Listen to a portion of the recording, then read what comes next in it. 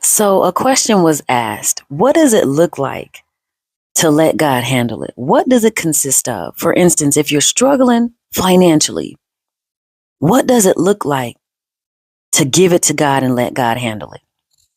Well, first and foremost, I'm going to say this. It's going to look completely different than what you know or even what you think. Because when you are trusting God, you have to take your hands off. And what that means is you just got to sometimes sit and be still. You got to get into relationship with God. You got to get into the word and read God's promises. See, God gives us promises, but there's also things that we have to do to be up under those promises. For instance, when you are a faithful tither and a giver, you are under a promise from God that he will rebuke the devourer on your behalf, and he will supply all of your needs according to his glorious riches in Christ Jesus. What that means is you don't have to try to figure it out on your own. You don't have to try to figure it out by yourself. See, there's ways that you can go about it. When you are trusting God and you have a relationship with God, you get into his word and then you have relationship with him. Regular conversation, because trust comes through regular conversation, regular relationship. So the more you're in relationship and conversation with God, God will give you wisdom, strength, knowledge, power. All those things God will give you. But one thing for certain, even if you ask for it, God will give you wisdom and creativity. He will even give you strategy on what to do and how to do. But then there's some times where God just wants you to sit and be still and know that he is God.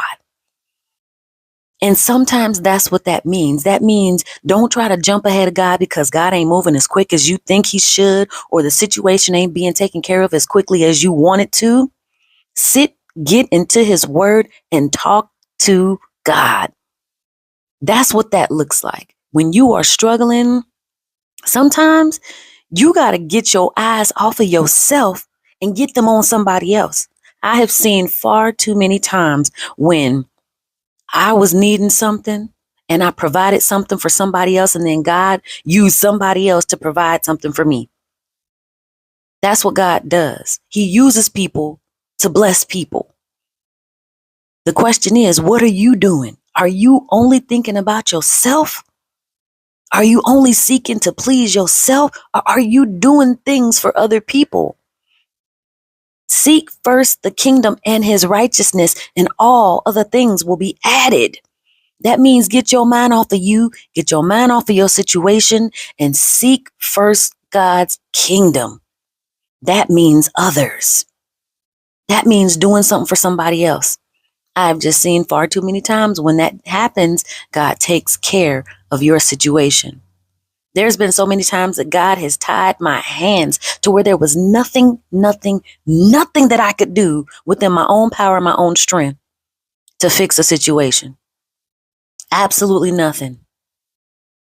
But that caused me to get into his word, to pray, to talk to him, and watch him handle it. And that's even a situation that I'm going through right now. There's nothing that I can do. And I'm not about to stress my brain on how to try to, I'm going to go try to fix, I'm going to do, nah. I'm going to trust God to do it. Because when he does it, he goes above and beyond, and he takes care of it completely. You don't have to worry about it.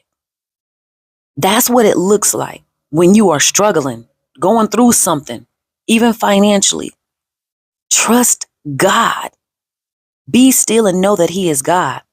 But then in that, do something for somebody else and watch how quickly your situation gets taken care of.